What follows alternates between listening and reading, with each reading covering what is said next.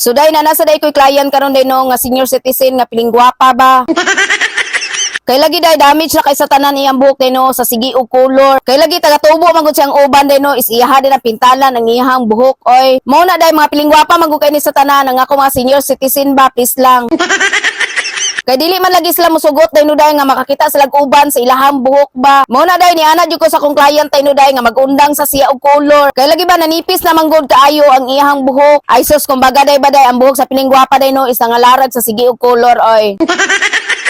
Kay damage og dry og grabe rice naman lagi ang buhok sa piling gwapa day no mo na ang process iyang buhok ani day no kay hair treatment sa KOS. Kay lagi dili naman gud pwede ipugos og riban ang iyang buhok day no kay lagi gabok naman gud siya day no og magputol-putol na sad. Mo na ni anak ko sa akong client nga piling gwapa nga senior citizen day ba.